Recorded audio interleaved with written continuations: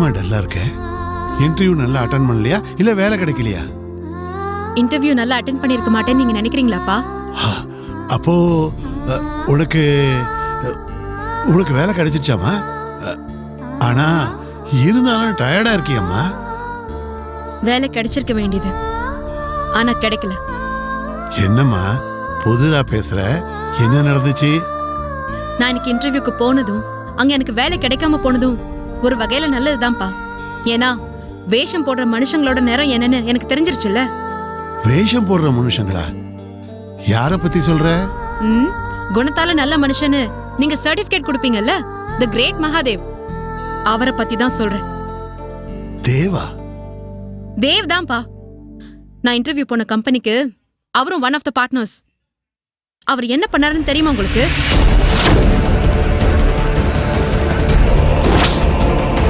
என்ன மீறி நீ எங்கேயும் போக முடியாது. நீ எந்த திசைக்கு போனாலும் நான் அங்க வந்து நிப்பேன்.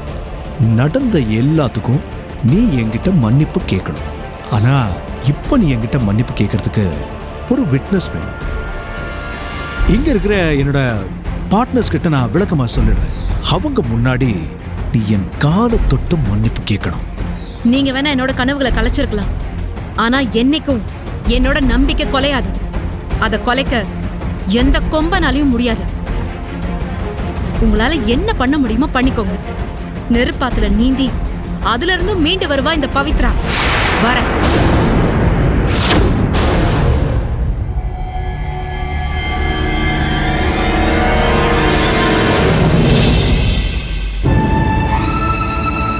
மத்த பார்ட்னர்ஸ்க்கு முன்னாடி என்ன அவர் கால்ல விழ வைக்கணும்னு நினைச்சாரு. ஆனா நான் அவங்க முன்னாடியே அவரோட முகத்தெரிய கிழிச்சிட்டு வந்துட்டேன்.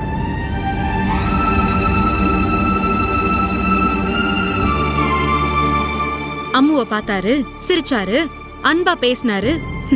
இன்னும் அவருக்கு நம்ம குடும்பத்து மேல பிரியம் இருக்கு.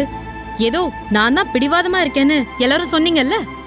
நீங்க எல்லாரும் சொன்னதுனால தேவ் ஒரு படி இறங்குனா நானும் ஒரு படி இறங்கலான்னு நினைச்சேன். ஆனா இப்போ எல்லாம் தலைகீழா போச்சு. தேவெல்லாம் திருந்துற ஜென்மம் கிடையாது. என்ன அவர் காலடியில விழ வைக்கணும், அடக்கி ஆளணும். இதுதான் அவரோட நினைப்பு.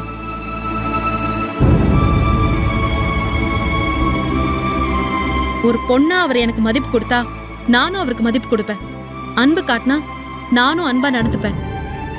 அடக்கி ஆளணும்னு நினைச்சா அது மட்டும் நடக்கவே நடக்காது. அதை இன்னைக்கு அவருக்கு உணர்த்திட்டு தான் வந்திருக்கேன். பவி, தேவ் இந்த மாதிரி உன்கிட்ட நடந்துக்கிறது நான் சரின்னு சொல்லலை. ஆனா தேவ் நீ எங்க போனாலும் உன்னை சுத்தி சுத்தி வராரே, இதுக்கு பின்னாடி வேற ஒரு காரணம் இருக்குமோ? என்ன காரணம் இருக்க முடியும்? பழி, வஞ்சம், கோவம், இதை தவிர வேற என்ன இருக்க முடியும்? இல்ல பவி, தன்னை விட்டுட்டு நீ வேற எங்கேயும் போயிடக்கூடாதுன்னு கூட அவர் நினைச்சிருக்கலாம்ல. ஓஹோ, அவ்வளவு காதலா என் மேல? காதலுங்கிறதுக்கு உண்மையான அர்த்தம் என்னன்னு, காதலிக்கிறவளோட உணர்வுக்கு மதிப்பு கொடுக்கணும், கால்ல விழ வைக்கிறது கிடையாது. உண்மையிலே பிரியம் இருந்தா நடந்ததெல்லாம் மறந்துட்டு கை கோத்து புது வாழ்க்கை ஆரம்பிக்க நான் தயாரா தான் இருக்கேன். தப்பெல்லாம் அவர் பண்ணிட்டு அந்த ஆள் கால்ல நான் வந்து விழணும்னு பிடிவாதமா இருந்தா அதுக்கு அடி பண்ணிற ஆள் நான் கிடையாது. எந்த ஒரு இக்கட்டான சூழ்நிலையிலையும் அவர் நினைக்கிற மாதிரி நான் கால்ல விழவே மாட்டேன். பாத்துடலாம் அவரா நானான்னு.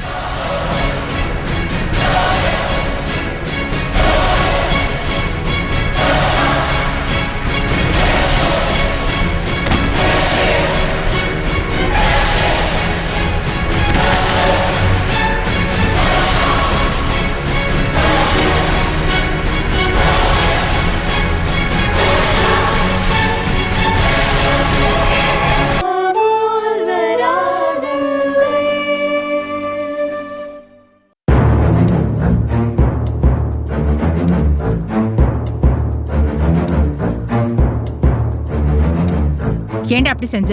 சொல்லு, ஏன் அப்படி செஞ்ச? ஏதோ அவ தன்னையும் தன் குடும்பத்தையும் காப்பாத்திக்க ஒரு வேலைக்கு போய் சம்பாதிக்கணும்னு நினைக்கிறா. நீ அங்கேயும் போய் அந்த வேலையும் அவளுக்கு கிடைக்க விடாம பண்ணிட்டு வந்திருக்க. உனக்கு அது நல்லா இருக்கா? மனசாட்சியை தொட்டு சொல்லு, நீ ஒரு நியாயமான காரியத்தையா பண்ணிட்டு வந்திருக்க? சொல்லுடா, நான் வளர்த்த பிள்ளையா நீ? எந்த காலத்திலயும் இப்படி ஒரு குணத்தை நான் உனக்கு கத்து கொடுக்கலையே. ஏன்டா அவளை கொடுமைப்படுத்துற?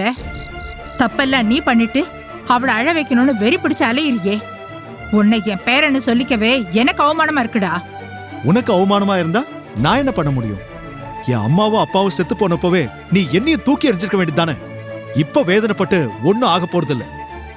என்கிட்ட சவால் விட்டுட்டு போனவ நான் பார்ட்னரா இருக்கிற கம்பெனிக்கே வேலை கேட்டு வருவா. நான் அவளுக்கு வேலை போட்டு கொடுக்கணுமா? நானும் கொடுக்க ரெடியா தான் இருந்தேன்.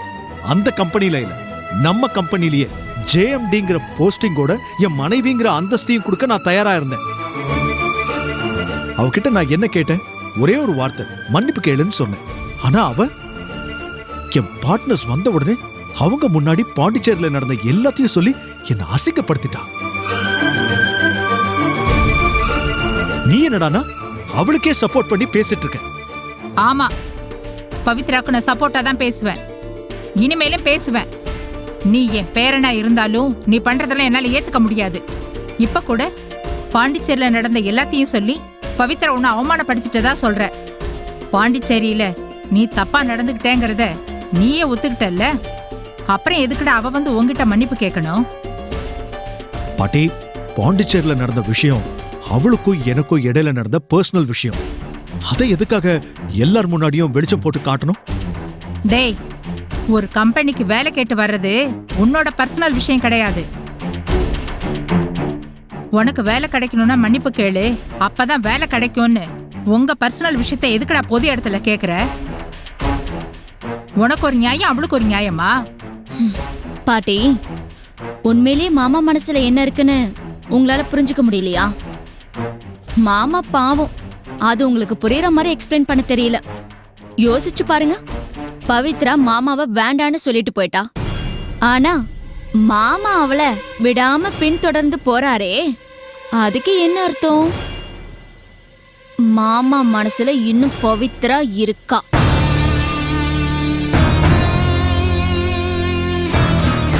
வேலை இல்லாம குடும்பம் பண கஷ்டத்துல இருக்கும் போதே பவித்ரா இவ்ளோ திமிரா நடந்துக்கிறா. வேலையும் கிடைச்சு கை நிறைய சம்பளமும் கிடைச்சா அதுக்கப்புறம் மாமாவை ஒரு பொருட்டா நினைப்பாளா? இல்ல இவரை கல்யாணம் பண்ணிக்கணுங்கிற நினைப்பு தான் அவளுக்கு வருமா?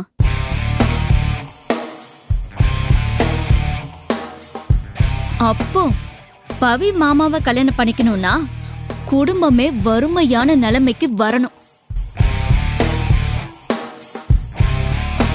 வேற எங்கேயும் போறதுக்கு வழியே இல்லைங்கிறப்ப மாமாவோட நினைப்பு வந்து இவரோட காலடியில விழுந்து அப்ப மன்னிப்பு கேப்பா.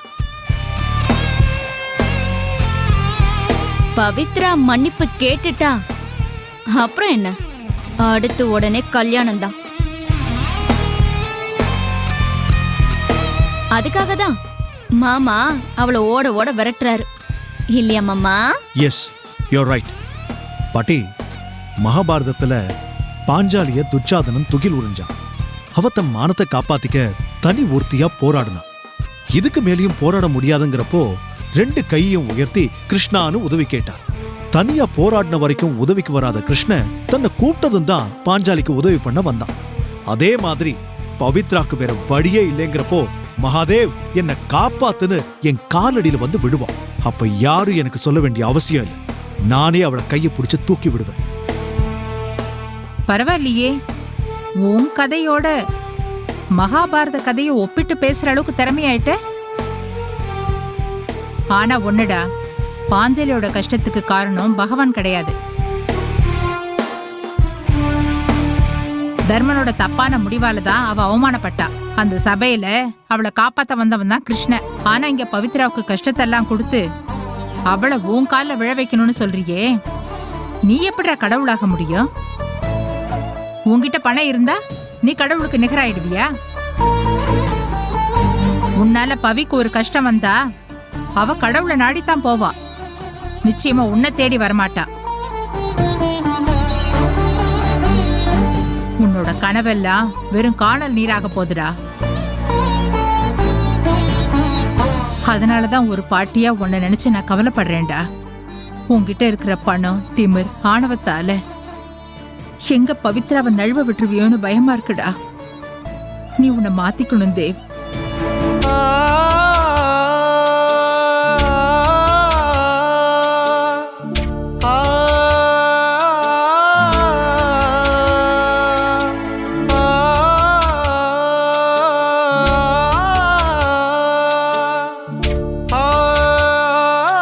ஏமாமா பாட்டி சொல்றது கூட சரின்னு தான் படுது.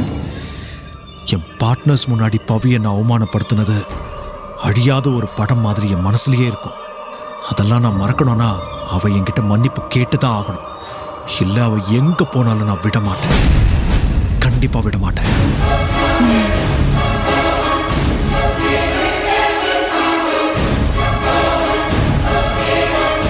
பவிய நீ விட மாட்ட, ஆனா உன்னை நான் விட மாட்டேன்.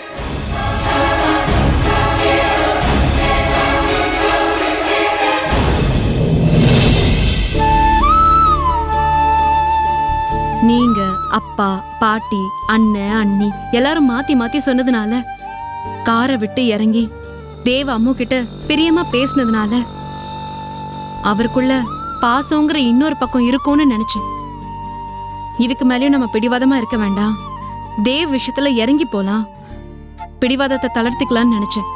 ஆனா இன்டர்வியூக்கு போன இடத்துல கிடைச்ச வாய்ப்பை பயன்படுத்திக்கிட்டு என்கிட்ட மன்னிப்பு கேளு, இந்த வேலை என்ன, நம்ம ஆபீஸ்லயே உனக்கு வேலை போட்டு தரேன்னு சொன்னாரு. வேலை மட்டுமா, உனக்கான பெரிய வாழ்க்கையை காத்துட்டு இருக்குன்னு சொல்ற மனுஷன் கிட்ட நான் எப்படி இறங்கி போக முடியும் சொல்லுங்க பாண்டியன்? என்னோட திறமை படிப்பு எல்லாத்தையும் வச்சு இன்டர்வியூவை சக்சஸ்ஃபுல்லா தானே முடிச்சேன். ஆனா அங்கேயும் வந்து என்ன மீறி இந்த உலகத்துல உன்னால சர்வைவ் பண்ண முடியாதுன்னு சொன்னா எனக்கு எப்படி இருக்கும்? அப்படியெல்லாம் தேவ் காலில் விழுந்து மன்னிப்பு கேட்டு சர்வைவ் பண்ண வேண்டிய அவசியம் எனக்கு இல்ல பாண்டியன். தேவ் விஷயத்துல என் மேல என்ன தப்பு இருக்கு நீங்களே சொல்லுங்க. தப்பெல்லாம் அவர் பண்ணிட்டு என்ன மன்னிப்பு கேட்க சொல்றாரு? அந்த மனுஷனை நினைச்சாலே எனக்கு கோவமா வருது. தேவ் இப்படி எல்லாம் நடந்துக்கிறாருன்னா அவர்கிட்ட பணம் இருக்குங்கிற ஒரே காரணம் தான். எல்லாத்தையும் பணத்தால ஜெயிக்க முடியும்னு நினைக்கிறாரு. ஆனா அவருக்கு கடைசியா கிடைக்க போறது தோல்விதான். அன்பு கடுமையா இருக்கலாம், ஆனா பணத்தை காட்டியோ அதிகாரத்தை காட்டியோ என்ன அவரால தலை வணங்க வைக்கவே முடியாது. இத ஒரு நாள் தேவ் கண்டிப்பா புரிஞ்சுப்பாரு. ஆனா அன்னைக்கு அவரை விட்டு நான் ரொம்ப தூரம் போயிருப்பேன். அவர்கிட்ட இருக்கிற பணத்துக்காக தேவ கல்யாணம் பண்ணிக்க 1000 பொண்ணுங்க வருவாங்க. ஆனா இந்த பவித்ரா கண்டிப்பா கிடைக்க மாட்டா. நான் இன்டர்வியூக்கு போற அத்தனை கம்பெனிக்கும் வந்து அவரால என் வேலையை கெடுத்துட முடியுமா என்ன? இந்த உலகம் ரொம்ப பெருசுங்கிறதையும், அதை விட இந்த பவித்ரா தன்னம்பிக்கை தைரியம் தன்மானத்துல உயர்ந்தவங்கிறதையும் தேவ் முன்னாடி நான் நிரூபிச்சு தலை நிமிந்து வாழ்ந்து காட்டுவேன். என்னாலையும் இந்த உலகத்துல சர்வை பண்ண முடியுங்கிறத நான் நிரூபிச்சு காட்டுவேன். பவித்ரா, இப்பவும் சொல்றேன், எப்படியாவது உங்களையும் தேவியும் சேர்த்து வைக்கிறது தான் என்னுடைய மோட்டிவே. அதுக்கான வாய்ப்புகளை தேவ் தவற விட்டுக்கிட்டே இருக்காரு. பவி, தேவ் முழுக்க முழுக்க மாதவி கண்ட்ரோல்ல இருக்காரு. அவ தன்னை நல்லவளா காட்டிக்கிட்டு என்னை தப்பா ப்ரொஜெக்ட் பண்ணி உங்ககிட்ட இருந்து என்னை விளக்கவும், தேவ்கிட்ட இருந்து உங்களை நிரந்தரமா பிரிக்கவும் தந்திரமான வேலைகளை பண்ணிட்டு இருக்கா. அதை புரிஞ்சிக்காம தேவும் மாதவி சொல்ற மாதிரியே நடந்துக்கிறாரு. ஆனாலும் தேவ் சுயமா சிந்திக்கணும். உங்களை மன்னிப்பு கேட்க வைக்கணுங்கிறதுக்காக உங்க வாழ்க்கையோட விளையாடுறது எந்த விதத்தில் நியாயம்? இல்ல, இதை நான் என்கரேஜ் பண்ண மாட்டேன் பவி. ஆனா நீங்க சொல்ற மாதிரி இந்த உலகமே பெருசுங்கிறத அவருக்கு உணர்த்தணும். அவர் முன்னாடி நீங்க தலை நிமிர்ந்து நடக்கணும், வாழ்ந்து காட்டணும். உங்க அருமை புரிஞ்சு அவர் பண்ண தப்பெல்லாம் உணர்ந்து உங்ககிட்ட மன்னிப்பு கேட்கணும். நீங்களும் அவரை மன்னிச்சு ஏத்துக்கணும். நீங்க 2 பேரும் சேர்ந்து வாழணும். இதுதான் என்னோட ஆசை. தேவ் எவ்வளவு இடைஞ்சல் கொடுத்தாலும் உங்களால் அவரை ஜெயிக்க முடியும், வாழ்ந்து காட்ட முடியும். தைரியமா இருங்க.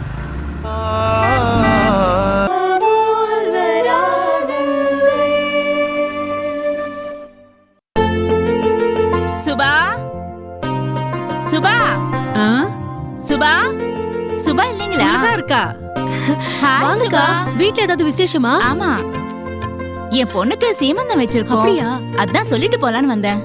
நீ உங்க அம்மா பவித்ரா எல்லாரும் வந்துருங்க. கண்டிப்பா வந்துடுறோம். இருங்க, நிறைய காஃபி இடத்துக்கு கொண்டு போகணும், வரேன். இருக்கட்டுமா? இந்த சுபா வந்துருங்க. கண்டிப்பா வந்துடுறோம். ஆமா, பவித்ரா எங்க? வீட்ல காணோம். என்னடி? பவித்ராவ நல்லா கேட்டப்போ பவித்ராவை பத்தி உனக்கு விஷயமே தெரியாதுல்ல? தெரியாதே. அவளுக்கு ஏற்பாடு பண்ண கல்யாணமும் நின்னு போச்சு. அவ பாத்துட்டு இருந்தாலும் அந்த வேலை அதையும் விட்டாச்சு. இப்போ வேலை தேடி கம்பெனியா ரோட அலைஞ்சுகிட்டு இருக்கா. எப்படி எல்லாம் வாழ்ந்திருக்க வேண்டிய பொண்ணு அவ திமிர்த்தனத்தாலேயே இப்படி எல்லாம் ஆயிப்போச்சுடி. அப்படியா? அதுக்கு யார் என்ன செய்ய முடியும் சொல்லு?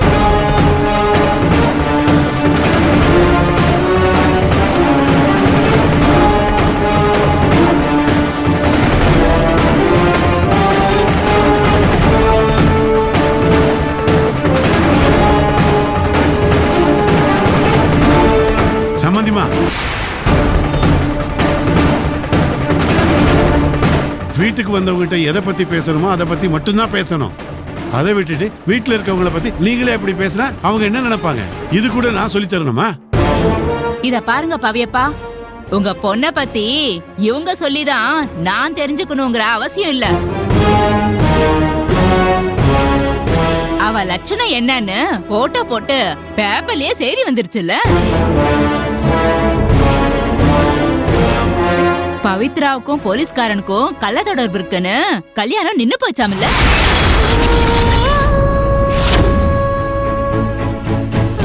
தெருவெல்லாம் அவளை பத்தி தான் பேசுது. நீங்க உங்க சம்பந்தி அம்மா வாய் அடைக்கலாம், ஆனா ஊர் வாய் அடைக்க முடியுமா? அதை விட உங்க பொண்ணை ஒழுக்கமா வளர்த்திருக்கலாம்.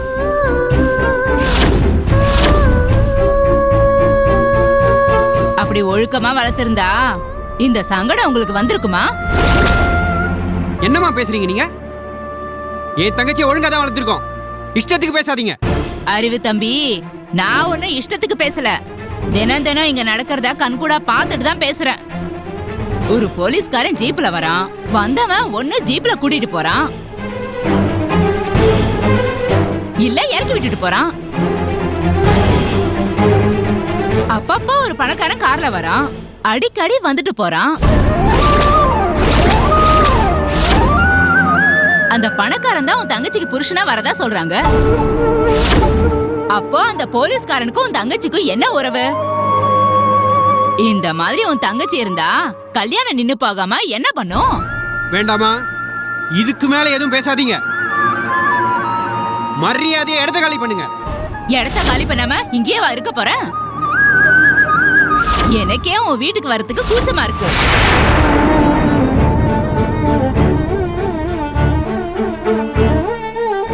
ஏதோ உன் பொண்டாட்டி என்கிட்ட நல்லா பழகுறதுனால அவகிட்ட சொல்லிட்டு போலான்னு வந்தேன்.